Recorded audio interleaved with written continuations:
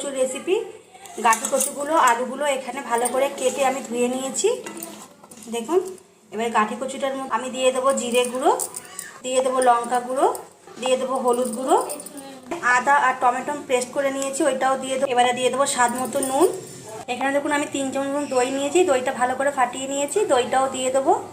এবার খুব ভালো করে আমি এটা মাখিয়ে নেব। দেখুন দইটা দিয়ে এখানে মশলাটা দিয়ে খুব ভালো করে মাখিয়ে নিয়েছি। তেলের মধ্যে একটু জিরে ফোড়ন দিয়ে দেবো। জিরেটা ভাজা হয়ে গেছে, এবারে ম্যারিনেট করে রাখা এটা দিয়ে এর মধ্যে দিয়ে দেবো জল, একটু মিশিয়ে নেব, নিয়ে আমি ঢেকে দেবো।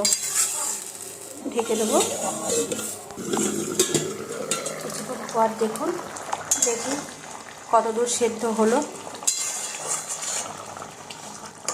সেদ্ধ প্রায় হয়ে এসেছে, আর একটু হবে। রেসিপিটা পুরোপুরিভাবে হয়ে গেছে।